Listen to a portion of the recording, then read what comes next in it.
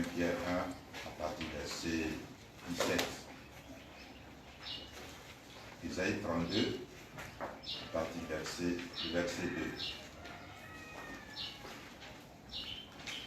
2. Et il y aura un homme qui sera comme une protection contre le vent et un abri contre l'orage, comme des ruisseaux d'eau dans un lieu sec, comme l'ombre d'un grand rocher dans un pays aride. Exode 12, verset 12. Cette nuit-là, je passerai dans le pays d'Égypte et je frapperai tous les premiers-nés du pays d'Égypte, depuis les animaux, depuis les hommes jusqu'aux animaux, et j'exercerai des jugements contre tous les dieux de l'Égypte. Je suis l'Éternel. Le sang vous servira de signe sur les maisons où vous serez. Je verrai le sang et je passerai par-dessus vous. Il n'y aura point de plaie qui vous détruise quand je frapperai le pays d'Égypte. 1 Pierre 1, verset 17. Et si vous invoquez comme Père celui qui juge selon l'œuvre de chacun, sans acception de personne, conduisez-vous avec crainte pendant le temps de votre pèlerinage, sachant que ce n'est pas par des choses périssables, par de l'argent ou de l'or, que vous avez été rachetés de la même manière de vivre que vous avez hérité de vos pères, mais par le sang précieux de Christ, comme d'un agneau sans défaut et sans tache, prédestiné avant la fondation du monde et manifesté à la fin des temps à vous, à la fin des temps à cause de vous, qui par lui croyez en Dieu, lequel l'a ressuscité des morts et lui a donné la gloire, en sorte que votre foi et votre espérance reposent sur Dieu. Amen. Amen.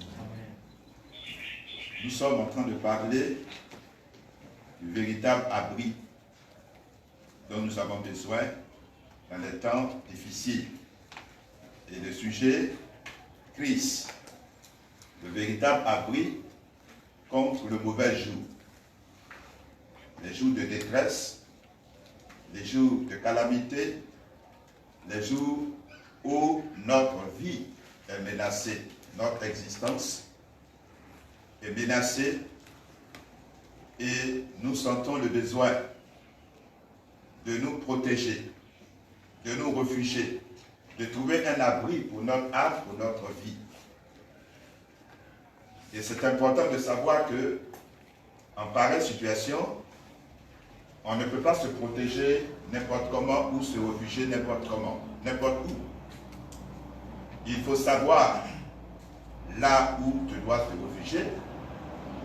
Il faut savoir également choisir sa protection. C'est un élément important pour nous. C'est pour cela que le désir du Seigneur, c'est de nous révéler que, en vérité, la vraie sécurité, la vraie protection dont nous avons besoin, pendant que nous sommes encore sur la terre, et surtout dans ces situations difficiles, c'est Christ. Et c'est lui qui avait été déjà présenté par Ésaïe, qu'il aura un homme, et c'est lui la solution contre les situations difficiles. On avait déjà remarqué que Dieu montre là qu'il connaissait l'avenir et qu'il savait ce qui allait se passer sur terre. Et également, il a pris des précautions pour assurer aux hommes qui vont se tourner vers lui la protection et la sécurité. C'est pour cela qu'il nous annonce d'avance cet homme qui est la solution dans les situations difficiles. Nous avons vu qu'il y a plusieurs refuges sous lesquels les gens se mettent quand ils sont dans des problèmes. Et nous avons vu qu'il y a des refuges qui sont éphémères, qui ne peuvent pas nous protéger jusqu'au bout. Il y a des situations qui ne peuvent pas trouver des solutions. dans les choses dans lesquelles nous avons mis notre confiance. Nous pouvons avoir une protection limitée. Il y a des choses qui nous protègent pour un temps. On peut nous protéger pour un temps, mais après cela, c'est fini. Et le désir de Dieu, c'est que notre protection soit totale et définitive. Si quelqu'un veut se protéger, qu'il choisisse là où il doit rentrer pour sécuriser sa vie et toute sa famille. C'est le plus important. Ça ne sert à rien de prendre protection qui te relâchera au moment où tu as besoin d'aide. Donc, il y a beaucoup de sécurité dans ce monde dans lequel les gens se sont confiés. Et les gens ont été confus parce que après, là où ils pensaient avoir le recours, le secours, la protection, ils ont été abandonnés, ils ont été livrés. Et leur vie a été complètement détruite. Et c'est pour cela que c'est important pour nous de savoir que nous avons besoin de la véritable protection là où notre vie est en sécurité pour toujours. Nous avons vu que les gens se sont confiés dans des personnes humaines comme eux-mêmes. Des hommes comme nous ne peuvent pas nous protéger. Notre argent ne peut pas nous protéger. Des sciences occultes dans lesquelles les gens se promettent ne peuvent pas aussi protéger.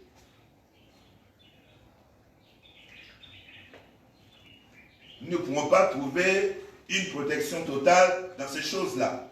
La richesse, les biens matériels, toutes ces choses-là sont éphémères. Ça peut nous protéger pour un temps, mais pas pour toujours. Et c'est bien sage de trouver là où nous pouvons être en sécurité pour l'éternité. C'est pour cela que nous avons commencé à parler de Christ, de Dieu lui-même, qui est notre véritable refuge. Nous avons vu que sa personne protège. Dans Marc 4, on a lu, les disciples étaient dans ce bateau-là et le vent a commencé à souffler. Ils étaient en paix parce qu'ils savaient que c'est lui qui est la solution de cette situation de détresse. Quand il s'est levé, la tempête s'est calmée. Les disciples m'ont dit, mais qui est cet homme qui est capable d'apaiser la tempête? La présence de Dieu est une sécurité pour ta vie, pour la vie de chacun. Dans les temps dans lesquels nous sommes, tu as besoin de la présence de Dieu. Sans la présence de Dieu, ce jour-là dans ce bateau, la formation de Paul en tant que, de Pierre en tant que pécheur ne pourrait pas le sauver. Toutes ces qualifications qu'il a eues en mer, toutes ces choses-là n'ont pas pu trouver de solution face à ce problème de vent. Lui-même, il est conscient qu'il y a des bateaux qui ont coulé dans la mer. Parce que les vents de la mer, ce n'est pas n'importe quoi ou n'importe qui peut résister à ces vents-là. Aucune formation maritime ne peut lutter contre les vents de la mer. Béni soit le Seigneur de ce que ce jour-là, Christ était dans la barque. Il était compagnon, il était là. Et celui qui a donné cette protection, cette délivrance, ils ont pu passer de l'autre bord, comme il a prévu. Sa présence avec nous est une protection totale pour nous. Quand Christ est avec toi, tu es en sécurité.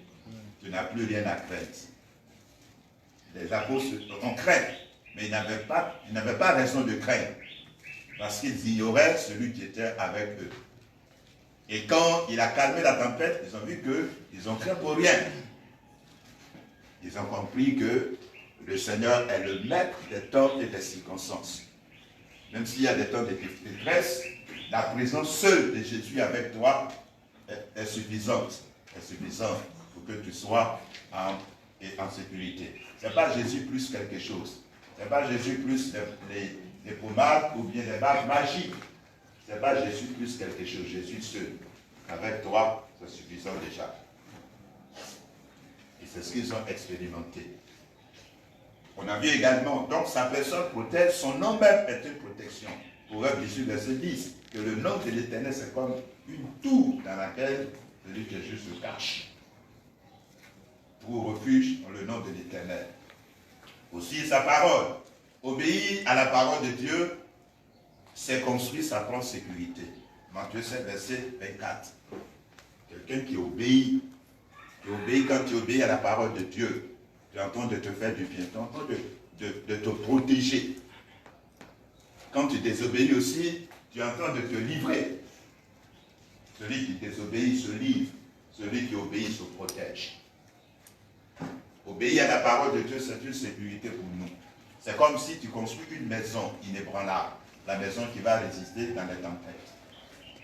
Celui qui désobéit, qui construit une maison pour se protéger, c'est une maison éphémère. Une maison ne peut pas tenir quand les situations sont difficiles. Aussi la présence de Dieu sous forme et par son esprit, l'Esprit Saint, et aussi la manifestation de la présence de Dieu. C'est aussi une sécurité pour nous. Nous savons pour David, qui allait se réfugier à Rama, dans Samuel 19, quand Saül le cherchait. Il n'est pas dans la famille, il n'est pas allé chez le voisin, il n'est pas allé quelque part d'autre. Il allait à Rama parce que c'est là où se trouvait Samuel, et c'est là que le nom de l'Éternel était invoqué, et la présence de Dieu était là. Il allait se confiner dans la présence du Saint-Esprit. Et quand Saül est venu avec tous ses contingents, les 3 contingents de soldats qui étaient venus pour se saisir de David, tous ces contingents-là ont été renversés. Le roi lui-même est venu, lui aussi il a été mis en déroute. C'est comme ça que David a eu la vie sauve. Savoir se protéger, se confiner dans la présence du Saint-Esprit. Nous sommes dans une période de confinement. Ça ne va pas se confiner seulement dans sa maison. Le virus n'a pas peur de maison de quelqu'un. Il n'a pas peur de masque même que tu portes. Il faut le porter. Il faut être dans ta maison. Mais une fois que tu es là, il faut que tu appelles le Saint-Esprit pour ta protection, ta sécurité totale. Il y a des gens, c'est dans leur maison, ils sont venus les prendre pour aller à l'hôpital.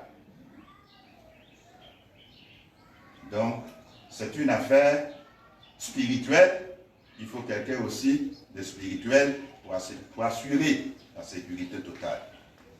Il allait se confiner dans la présence du Saint-Esprit. Il n'a pas eu tort. Et il a eu le résultat, il est sorti vainqueur. Donc, la dernière des choses importantes que nous voulons ajouter à toutes les différentes manières par lesquelles Dieu nous protège, c'est le sang de Jésus. Le sang de Jésus également est un bouclier, est une forteresse, est un appui pour nous, pour ceux qui croient. Pour ceux qui mettent leur confiance en Dieu, le sang de Jésus-Christ. Nous avons lu le passage d'Exode qui nous parle de la Pâque. Et c'est à ce moment-là que on a vu comment, par le sacrifice d'un agneau, l'agneau pascal, au moment où Dieu voulait juger l'Égypte, parce que Pharaon ne voulait pas obéir, il a envoyé plusieurs plaies. Il a envoyé un châtiment sur l'Égypte. Il y a eu 9 plaies, et la 10e c'était le sommet, où la mort devait frapper les premiers-nés des animaux comme des hommes. Et à cette occasion, Dieu a demandé que tous les Israélites puissent sacrifier un agneau, prendre son sang, mettre ce sang-là sur leur maison. Quand l'exterminateur, la mort, va commencer à sillonner l'Égypte, là où on verra le sang, l'ange de la mort ne rentrera pas dans cette maison. Ceux qui seront là seront protégés. Ce n'est pas la maison qui les protège, mais c'est le sang qui est vu sur la maison. C'est là que se trouve le secret de leur protection. Parce que ce sang-là a un sens aux yeux de Dieu. Et c'est ce qui fait que, à cause de ce sang, même quand l'homme de la mort voit ce sang-là, lui aussi, c'est un message pour lui. Il ne peut pas rentrer dans cette maison pour prendre le premier-né. La mort des premiers-nés, ce n'est pas pour les Égyptiens seulement. C'était pour tout le monde. Tous ceux qui sont en Égypte, les premiers-nés doivent mourir. Les premiers-nés même des Israélites. Donc ce n'est pas une mort qui devait être criée, c'est pour tout le monde. Israélites comme Égyptiens. Maintenant, le secours des Israélites, c'est que Dieu leur a donné une orientation. Il fallait tuer l'agneau, mettre le sang. Tous ceux qui obéissent à ça, quand l'homme de la mort verra le sang sur la maison, il sait alors ce que cela veut dire. Il sait que c'est une maison qui est à part, parce que cette maison est sous la protection divine, donc lui-même ne peut pas entrer par là. La Bible dit qu'il va passer outre. Donc il va dépasser cette maison pour chercher d'autres maisons où il n'y a pas de signe.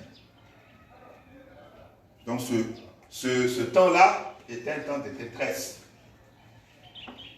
Un temps difficile, où tout le monde avait besoin de protection. Et le Seigneur a donné l'orientation qu'il fallait. Et c'est là qu'on a parlé de la Pâque pour la première fois. Et il faut savoir que lorsqu'on parle de Pâque, cela est synonyme d'abord de jugement de Dieu. Jugement de Dieu. Effectivement, le Seigneur avait commencé à juger. Il a envoyé plusieurs plaies. Et le sommet des plaies, c'est la mort des premiers-nés. Il y a plusieurs difficultés qui se sont abattues sur l'Égypte. C'est déjà le jugement qui avait commencé. Et le sommet de ce jugement-là, c'est la mort des fils héritiers de tous les premiers-nés qui sont en Égypte. Donc, la Pâque, c'est synonyme d'un grand jugement. Dieu même a jugé les dieux égyptiens. C'est un grand jugement sur tout l'Égypte. Les habitants et même les dieux. Un jugement à la fois physique et spirituel. Tout le monde. Et en même temps, dans ce temps de détresse, Dieu aussi va proposer une protection. Une protection pour tous ceux qui croiront en lui. Donc, dans cette même Pâque, il y a aussi la protection de Dieu. C'est synonyme de protection. Le sang qu'il a demandé qu'on mette sur les maisons, c'est pour protéger tous ceux qui croient. Donc cela veut dire que quand Dieu va exercer son jugement, quand Dieu envoie le jugement, il prévoit aussi la protection. La protection pour qui? Pour ceux qui vont se tourner vers lui. Vous avez vu qu'au temps de Noé, quand il a voulu détruire le monde, il a dit à Noé de construire le bateau. Le bateau était pour lui la protection qu'il faut. Cela veut dire que là où il y a des fléaux, là où il y a la détresse, là où il y a des temps difficiles, Dieu envoie aussi la protection, la sécurité. Alléluia. Amen. Dieu envoie la protection et la sécurité. La sécurité pour ceux qui savent tourner vers lui. La sécurité pour ceux qui espèrent. Donc, à cette occasion, en Égypte, il y avait besoin de protection. Le jugement est à la porte, parce que ça avait déjà commencé par les fléaux. Il fallait se protéger. Et être protégé pour enfin être délivré totalement de ce mal. Et c'est comme ça que les Israélites ont été protégés et après, ils ont été totalement délivrés. Et la Bible nous dit dans 1 Corinthiens 5, le verset 7, que Christ, dont nous parlons ce matin, est notre Pâque. C'est notre Pâque. Donc quand vous entendez Pâque, c'est idée d'abord de jugement. Avant, et c'est parce qu'il y a jugement, qu'il y a protection, qu'il y a aussi délivrance. Protection contre le jugement. Délivrance également de la mort et des fléaux qui devaient s'abattre. Christ, notre Pâque, a été immolé. Et c'est une bonne nouvelle pour nous. De la même manière que le sang de Jésus-Christ a protégé, et le sang de l'agneau a protégé les Israélites en Égypte, Jésus, notre Pâque, a été immolé. La mort de l'agneau en Égypte était une image de ce que Jésus devait endurer pour nous. C'est une image. C'est déjà l'homme des choses à venir. Et vous comprenez que si le sang d'un animal, par ce sang, Dieu a pu sauver toute une nation. À plus forte raison, le sang du vrai agneau, l'agneau qui est descendu du ciel, dans la personne de Jésus, son sang peut sauver l'humanité tout entière, à condition que tout le monde croit en lui. le sang de l'agneau en Égypte a sauvé les Israélites et même les Égyptiens qui ont cru, ceux qui sont réfugiés dans le camp des Israélites.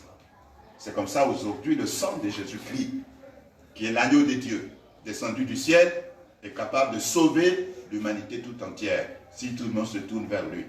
Alléluia. Amen. Donc Christ, notre Pâque, a été immolé. C'est un message pour nous. Que Jésus qui a été livré à la croix, la mort de Jésus à la croix, c'est un jugement. Christ est mort pour nous. C'est nos péchés qu'il a pris à la croix. Dieu révèle que le péché ne peut pas rester impuni. Le péché, sous toutes ses formes, sera jugé. Et c'est ce qui a commencé à la croix. C'est le péché déjà que Jésus a porté à la croix. Dieu a jugé le péché dans la personne de son Fils. C'est un jugement qui s'abat sur l'humanité tout entière. C'est un jugement qui s'abat sur tous les pécheurs. C'est pour cela que Jésus, en mourant à la croix, en fait, il a pris le jugement de l'humanité tout entière. Il a déjà anticipé. Il est venu comme un bouclier pour nous protéger de cette colère. Ce qui s'est passé à la croix, c'est terrible. Cela révèle comment Dieu est vraiment déterminé à châtier le péché. Si Jésus, le Fils de Dieu, a été humilié de la sorte, il a été mis nu, il a été maltraité, l'humiliation au comble, il n'y a personne qui ait souffert comme Jésus. À cause de sa mort à la croix, il y a beaucoup de choses. À cause de sa mort à la croix, il y a beaucoup de choses qu'il a souffert. Et c'est une image pour montrer comment Dieu décide de juger le péché. Pour dire que Dieu ne peut pas cohabiter avec le mal. Et que quand Dieu veut châtier le péché, c'est un châtiment suprême. C'est le péché d'Égypte qu'il a châtié, c'est ça qui a conduit à la mort des premiers-nés. Et Dieu également a décidé de punir le péché. Et c'est pour cela que Christ allait à la croix.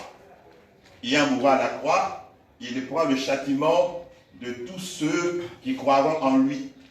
Celui qui croit en lui, alors il se met à l'abri. Il se met à l'abri de la colère de Dieu à venir. Ce qui s'est passé à la croix, cela veut dire qu'un jour, c'est encore une image de ce qui va se passer à la fin des temps. À la fin des temps, Dieu va juger. Tous comparaîtront devant le jugement de Dieu. De la même manière que Dieu a été sans pitié avec Christ, c'est comme ça aussi il sera sans pitié avec tous ceux-là qui auront rejeté la protection qu'il leur accorde.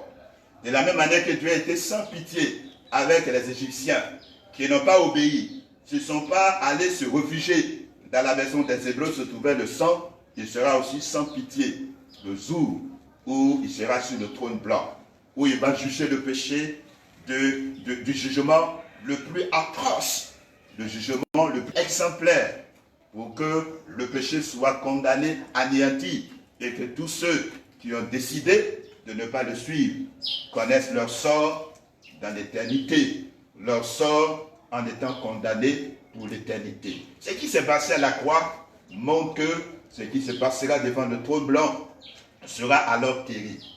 Et c'est pour cela que la mort de Jésus-Christ est pour nous une faveur, une grâce. Par sa mort, si nous croyons en lui, le sang qu'il a donné à la croix, ce sang-là nous protège, ce sang nous sécurise. Si ce sang est sur notre vie, si ce sang est sur notre famille, sur notre maison, non seulement actuellement nous sommes protégés par ce sang, mais également c'est une protection qui nous accompagne jusqu'au trône blanc, jusqu'au jugement de Dieu. C'est une protection qui a commencé sur la terre. Sur la terre parce qu'actuellement et dans les temps à venir, il y aura beaucoup de fléaux. De la même manière que le sang de l'agneau a protégé les Israélites contre la mort, c'était en Égypte. De cette même manière, le sang de Jésus aujourd'hui nous protège également de tous les fléaux qui sont sur la terre. Les fléaux qui s'abattent sur la terre. Le sang nous sert de protection. Si le sang de Jésus est sur ta vie, est sur ta maison, si tu as été lavé dans le sang de Jésus te garde, te protège. La mort peut venir, mais tu n'as rien à craindre. Tu es en sécurité.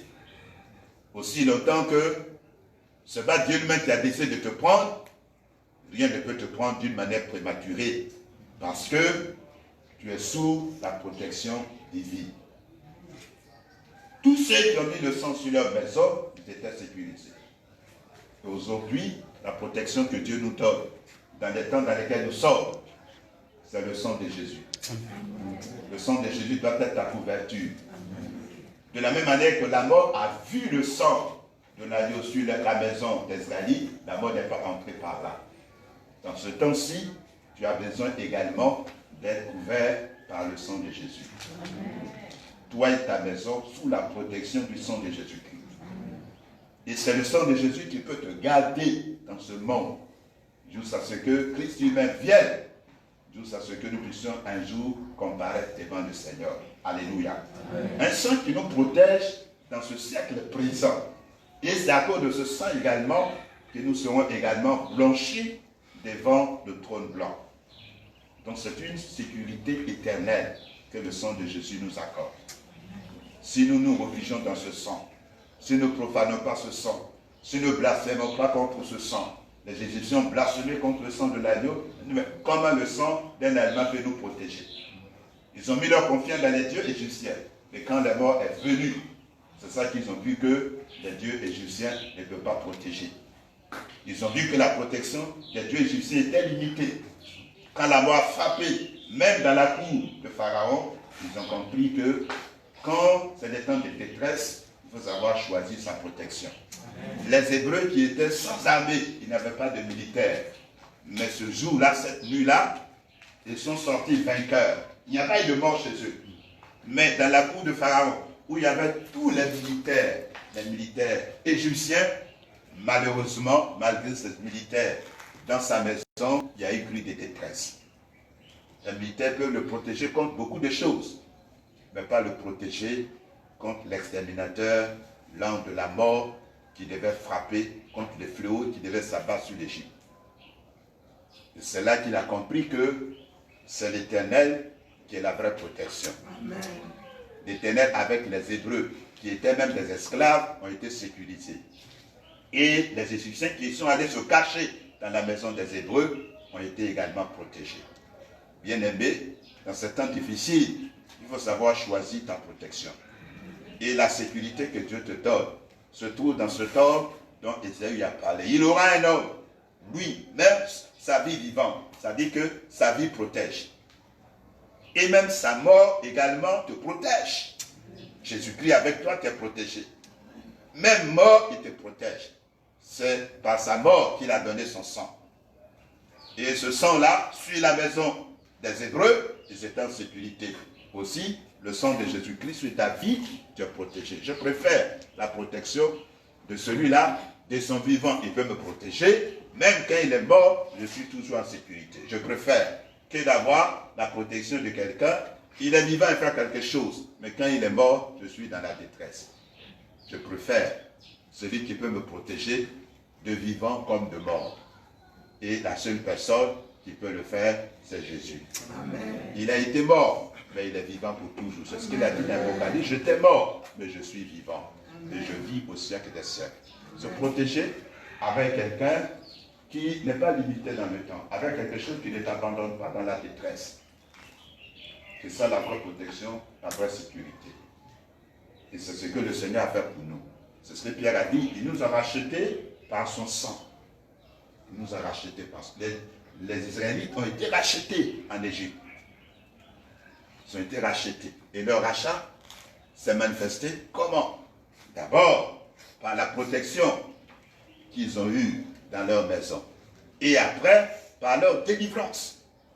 C'est de la même manière, le sang de Jésus-Christ qui nous a rachetés nous protège.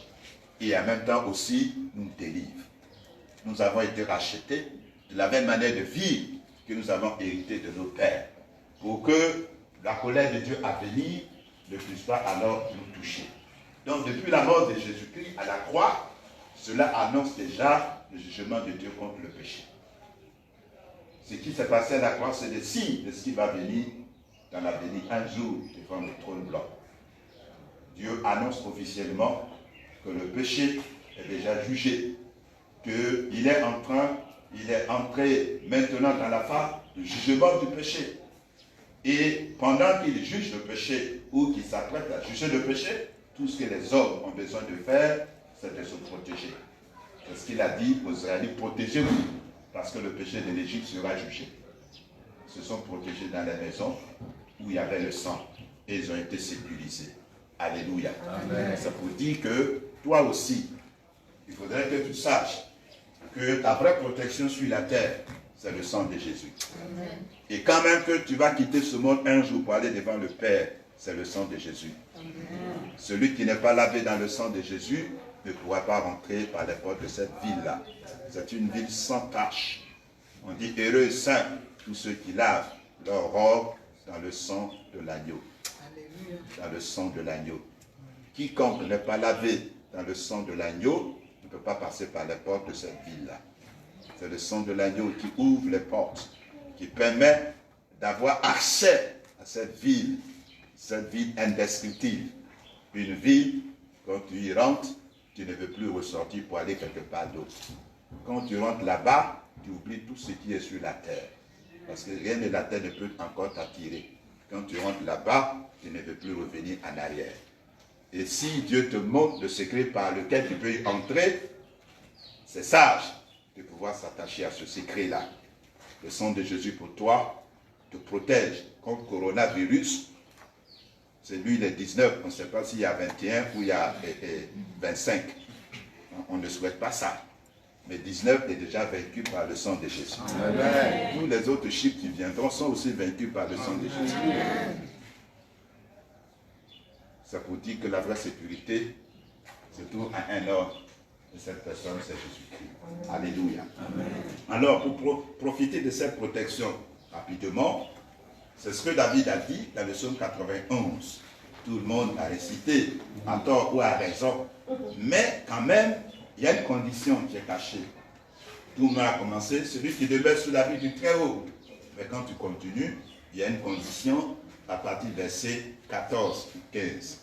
Verset 14, et qui est important aussi que chacun puisse le savoir.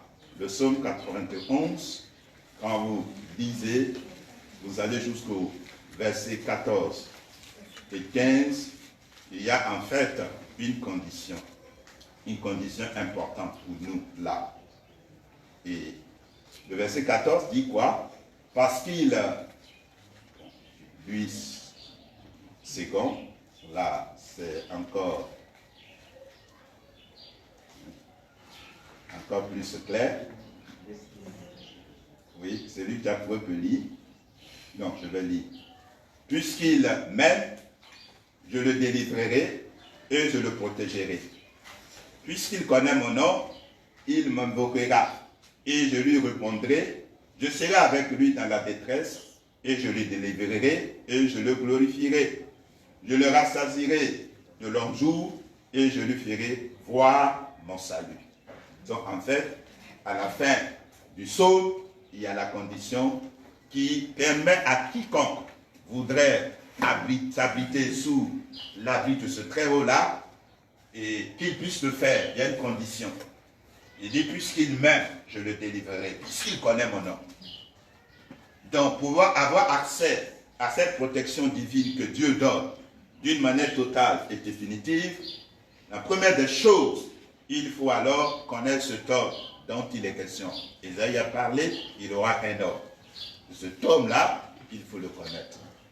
Et c'est la personne de Jésus-Christ, cet homme qui avait été présenté. Il faut connaître Jésus. Il faut le connaître. Sinon, il faut chercher à le connaître.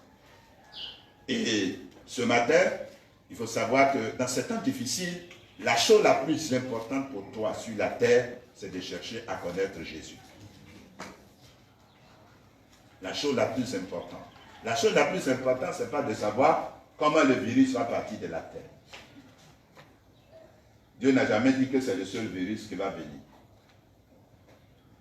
Mais la chose la plus importante pour toi sur la terre, c'est de chercher à connaître qui est Jésus. C'est la plus grande des préoccupations que nous devons avoir actuellement. Chercher à le connaître.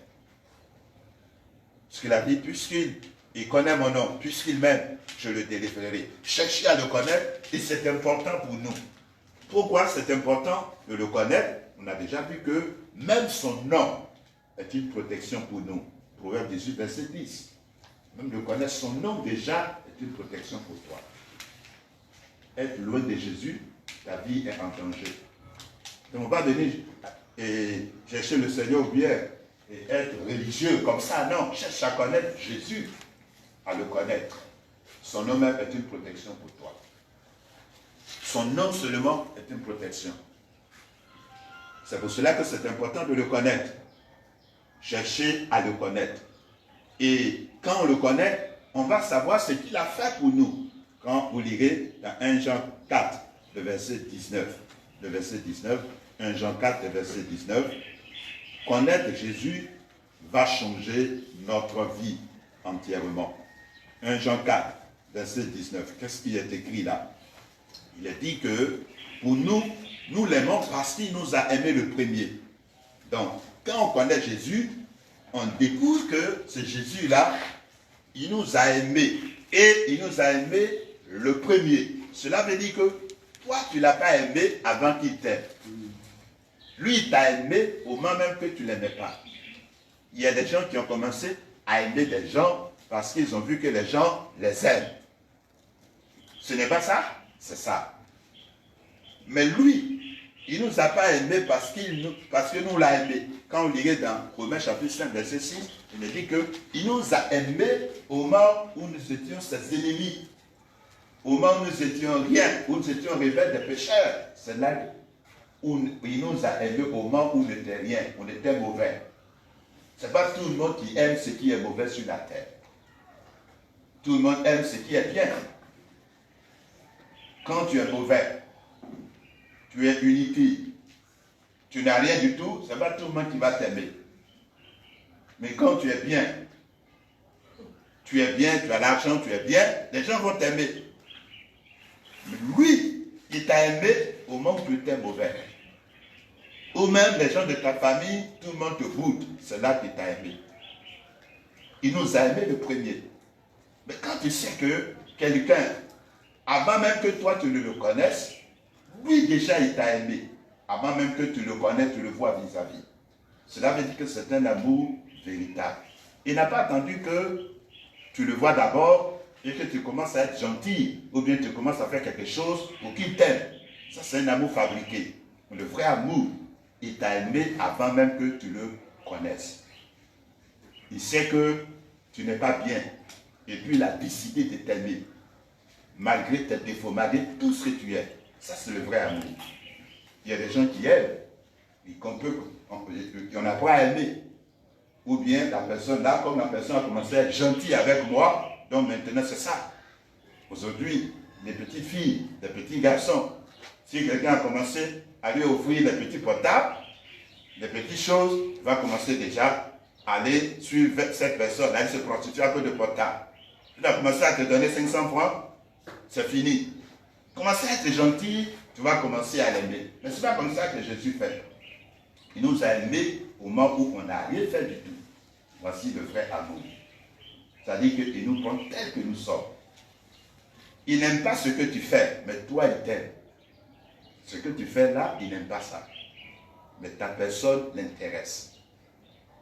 Donc quelqu'un qui peut m'aimer pendant que je suis encore dans le mal, où je ne suis rien, c'est celui-là qui m'aime véritablement. C'est pour ça que Jean dit, il nous a aimé le premier.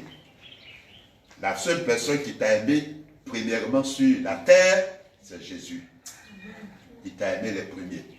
Les autres qui disent qu'ils t'aiment là, c'est parce que tu as fait quelque chose pour eux, maintenant qu'ils t'aiment. Sinon, c'est pas ça. Ton mari qui dit qu'il t'aime, ou bien ta femme qui dit qu'il t'aime, là, il y a quelque chose. Peut-être il t'aime parce qu'il t'a vu, c'est ta beauté qui l'intéresse. Hein? Si par ma mère, il est versé sur toi là, tu vas voir qu'il va te laisser pour aller prendre quelqu'un d'autre. Tu t'aimes là, c'est fini. Mais Jésus, lui, il nous a aimés le premier. Voici le vrai amour.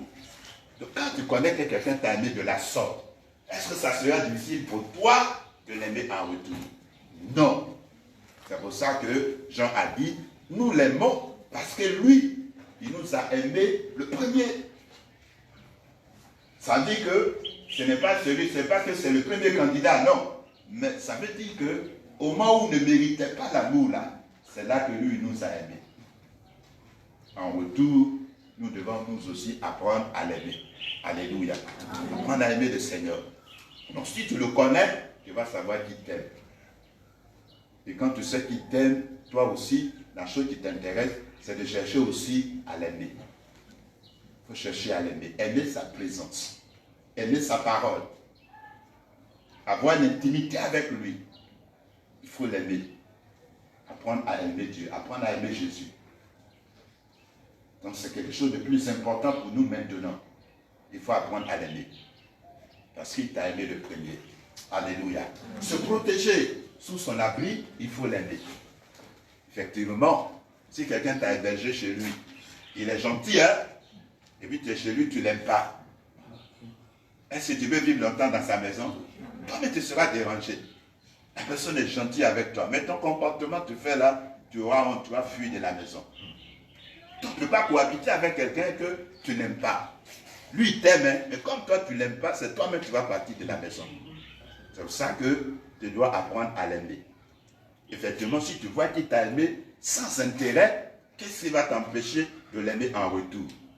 La chose la plus importante, l'homme le plus important qu'il faut chercher à aimer maintenant que tu es vivant sur la terre, c'est Jésus. Son amour doit être au-dessus de tout dans ton cœur. Au-dessus de tes enfants, au-dessus de ton travail, au-dessus de ton mari, au-dessus de ta femme, au-dessus de ton boulot, au-dessus de tout. L'amour suprême qui doit être dans ton cœur maintenant, c'est l'amour de Jésus. C'est ça qu'il faut rechercher. Lui, il t'a aimé le premier, toi aussi tu dois l'aimer. Et si tu l'aimes, tu vas le chercher. Si tu l'aimes, tu auras le temps pour lui. Tu auras le temps pour lui. Si tu l'aimes, tu pourras alors vivre longtemps avec lui. Et le signe que nous aimons le Seigneur, c'est quoi? Il a dit cela. Aimer Dieu, ce n'est pas dans la bouche. Jean 14, verset 15, il dit, si vous m'aimez, gardez mes commandements, c'est fini. Si tu aimes Jésus, tu vas garder ses commandements. Respecter sa parole. Sa parole va avoir de la place dans ton cœur. Pour garder les commandements, il faut connaître le commandement. Actuellement, confinement. Mais à la maison, qui sont ceux qui ouvrent leur Bible? C'est rare. Quand les gens sont là, c'est pour regarder la télévision. La télévision, c'est pour compter le nombre de cas. Ils ont cahier pour les cas. Prends ta Bible, lis. Si tu veux remplir les cahiers, là, ton cahier sera rempli. Il faut commencer à lire ta Bible, tu vas gagner. Donc, pour garder le commandement de Dieu, il faut connaître ce commandement-là. Donc, commence maintenant à lire la Bible. Au bureau, lis la Bible. Au marché, lis la Bible. À la maison, lis la Bible. Partout où tu es, que la parole de Dieu soit toujours ouverte devant toi. Il faut garder les commandements de Dieu, respecter les commandements de Dieu. C'est le signe que tu l'aimes. Celui qui vit encore dans sa difficile en respectant les commandements de Dieu, c'est un signe qu'il aime le Seigneur. Et c'est ce que le Seigneur attend de toi, c'est ce qu'il attend de moi. Alléluia. C'est important. Donc, vous lirez également 1 Jean 5, verset 3, 1 Jean 4, verset 19. Aimez garder les commandements de Dieu. Et naturellement, on aura confiance en lui. Donc, si on le connaît, on va l'aimer. Si on le connaît bien, on va l'aimer. Tous ceux qui ont bien connu le Seigneur, ils sont devenus les fous de Jésus. Et c'est pour ça qu'il garde les commandements de Dieu. Si déjà qu'il est Jésus, tu ne peux pas ne pas l'aimer et aussi garder ses commandements. Quand tu sais ce qu'il a fait pour toi, c'est suffisant pour que tu l'aimes. Et c'est ceux qui aiment le Seigneur, ceux qui le connaissent, qui l'invoquent. Quand tu pries, ça veut dire que tu as encore confiance à Jésus. Il y a des gens à la maison ne prient pas. Si tu vas prier à la maison, prends au moins ton, comment dirais-je, ta Bible, tu viens te cacher dans le temps seul, tu peux prier, n'est-ce pas? tu viens seul. C'est quand les gens veulent se rassembler beaucoup qu'il y a un risque, on dit risque de contamination. Mais prends ton masque, porte. Et puis tu viens te cacher quelque part. Dans le temps, tu pries. Après, tu vas à la maison. Si c'est que tu restes à la maison, tu vas regarder télévision. Donc, prends le temps, tu viens te cacher, tu pries. Là, au moins, c'est bénéfique pour toi. Sinon, si ça dure comme cela, ça ne va pas aller pour toi. Il y a beaucoup de personnes qui sont en train de mourir spirituellement. Il y a des gens qui meurent à l'hôpital, hein? Il y a d'autres qui meurent aussi à la maison. Et le Seigneur ne veut pas que toi aussi tu meurs spirituellement. Il faut lire la parole du Seigneur, il faut prier. Tous ceux qui prient démontrent qu'ils ont encore confiance en Dieu, qu'ils ont encore la foi. Tous ceux qui n'arrivent plus à prier, ça veut dire qu'ils ne croient plus. Et ça, c'est grave, c'est dramatique. Il dit, ils vont m'invoquer et moi aussi je vais les délivrer. Le connaître, l'aimer et alors croire en lui. C'est suffisant. Lui obéit également. Si on lui obéit, il n'y a pas de problème. Vous verrez l'histoire de Daniel, les compagnons de Daniel, Daniel 3, verset 19 à 26. La Bible nous dit que Nebuchadnezzar avait dressé une statuette, il a dit à tout le monde de se prosterner. Et les trois compagnons ont dit non, nous on connaît un Dieu qui est grand, c'est notre Dieu. Et ce Dieu-là nous a dit, tu n'auras pas d'autre Dieu devant ma face, tu ne vas pas te prosterner devant les statuettes. Donc, roi Nebuchadnezzar, on ne peut pas se prosterner. Ils ont dit, bon, si tu ne veux pas prosterner, on va vous jeter dans la fournaise. On les a ramassés les trois. Nebuchadnezzar avait chauffé la fournaise cette fois. Tous ceux qui les transportaient même à l'entrée de la fournaise, ils ont été déjà brûlés. Le feu n'était pas fait pour eux, hein, mais ils ont été déjà brûlés. Et ceux qu'on a jetés dedans, les trois là, qu'on les a jetés dedans, le roi du haut de sa maison en train de regarder, il voit que les trois, c'est comme si ils sont dans un lieu paisible, un lieu climatisé, où il n'y a pas de chaleur. Et encore pire, il regarde, il voit 4 personnes dedans. Il a dit, mais vous êtes un peu, vous jetez 4 personnes dedans, ou bien c'est 3. On dit, oh roi, c'est les 3 rebelles qu'on a jetés dedans. Il dit, non, je vois une 4e personne. Mais d'où vient ce personnage-là? Et quand je regarde son visage-là, ce n'est pas le visage de la terre, c'est le visage d'un fils de Dieu. Donc je vois une personne là. Et cette personne, c'est qui? C'est cet homme dont Esaïe a parlé. Il aura un homme dans la détresse. Quand tu mettras ta confiance en lui, même si tu es dans le feu, il sera avec toi. Même si tu es dans le coronavirus, il sera aussi avec toi. Donc la présence de ce 4e personnage, c'est une protection pour ces 3 personnes qui ont défié l'idolâtrie du roi et qui n'ont pas accepté de se prosterner. Voici comment Dieu accompagne sa protection des gens qui lui obéissent. Quand tu obéis au Seigneur, voici comment la protection de Dieu peut t'accompagner. Obéir à Dieu, c'est se mettre à l'abri. Ils ont obéi au Seigneur. Ils ont même risqué leur vie. Mais le secours de Dieu ne fait jamais défaut. Si quelqu'un décide d'obéir à Dieu, même si on te met dans le feu, il sera avec toi. Il dit, si tu traverses des eaux, je serai avec toi. Si tu traverses la tempête, je serai avec toi. C'est ce que David a dit, qu'effectivement, celui qui obéit, qui se met sous son abri là, il est en sécurité. Que tu ne craindras pas la frayeur qui frappe en plein jour, ni la contagion, que 10 000 tombent à ta droite, 10 000 à tes côtés, tu ne seras point atteint. Mais de tes yeux, tu regarderas et tu verras la rétribution des méchants. Mais en fait, c'est une promesse pour quelqu'un qui connaît le Seigneur, pour quelqu'un qui obéit à Dieu, pour quelqu'un qui prend la parole de Dieu au sérieux. Si quelqu'un met Dieu à cette place de sa vie-là, Dieu te protégera. Si ce n'est pas sa décision que tu puisses aller là où se trouve, rien sur la terre ne pourra alors te détruire. Même s'il y a des fléaux, tu passeras ces fléaux-là. Il a dit, quand je marche dans la vallée de l'homme de la mort, je ne crains rien. Parce que ta houlette et ton bâton me rassurent. Quand je suis dans la vallée, je ne suis pas seul. Il y a quelqu'un qui est avec moi. et c'est lui qui est ma protection. C'est cet homme qui est contre le vent. Il est contre l'orage. Et s'il est comme un rocher, et son homme me protège. Dans le feu de Nebuchadnezzar, il était celui-là qui a protégé ses 3 compagnons. Ils sont sortis vivants. Jésus-Christ est la vraie protection. Amen.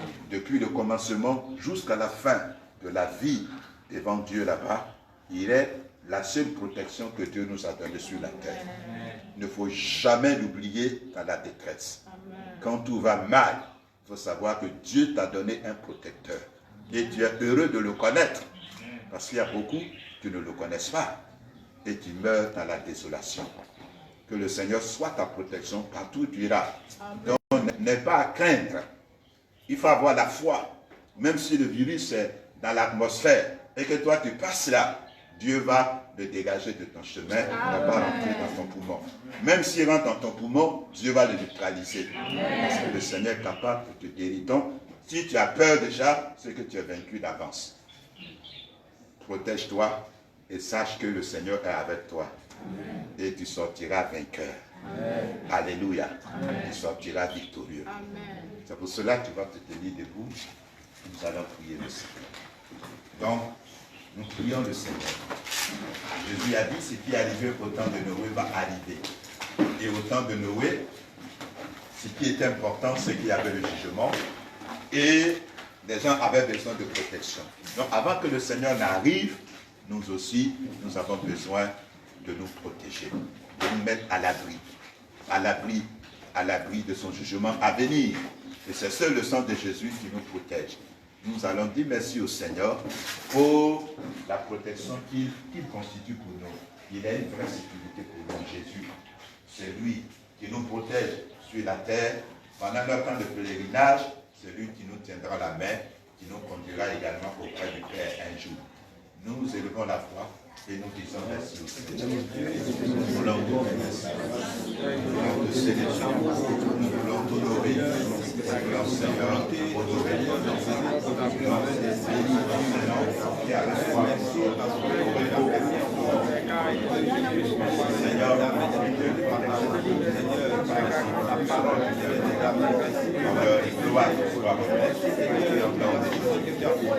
tu vas prier également. Prions le Seigneur. Prie le Seigneur et tu vas demander au Seigneur que je veux te connaître. Donne-moi de te connaître. Apprends-moi à t'aimer, à te faire confiance. Apprends-moi à aimer ta parole. Apprends-moi à aimer la prière. Apprends-moi à t'obéir, à te faire confiance. Quand tu me diras d'obéir, malgré tout ce qui se passe, je vais obéir. Je vais avoir le temps à la maison pour prier. Et quand même que je suis dans la maison, prier et lire ta parole partout. Si c'est au bureau, que j'ai un temps libre. Et après mon travail, je vais également lire ta parole, prier. Si j'ai fini de faire la cuisine, j'ai un temps libre, je vais prier. Parce que j'ai besoin de toi. Apprends-moi à t'aimer. Apprends-moi à avoir confiance en toi, à t'obéir. Donne-moi d'aimer ta parole. Donne-moi d'aimer ta parole. Que la parole de Dieu soit la première place de notre cœur. Dieu nous aide à aimer sa parole. Il nous aide à aimer lui-même, à le connaître, Et tu nous besoin de te connaître.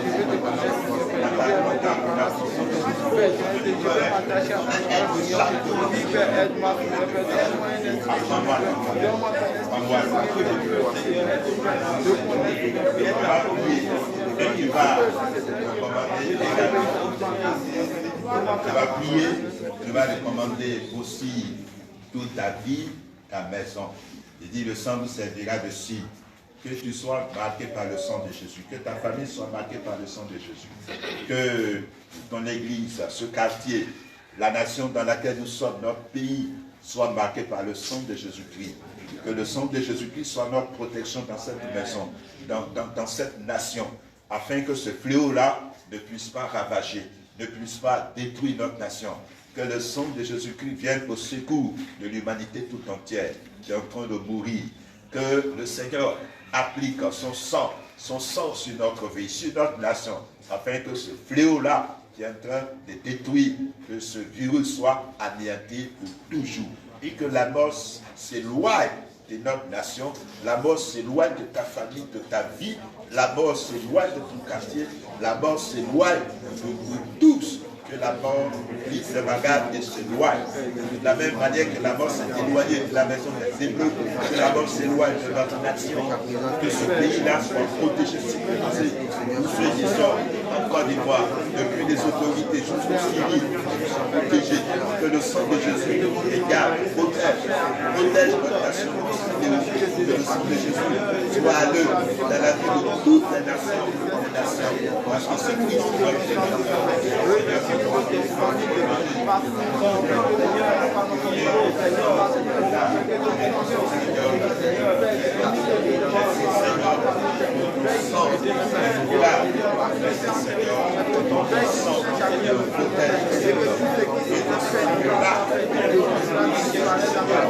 que ce jour, Seigneur, soit anéanti par le pouvoir de ton sang, que le Dieu soit défendu.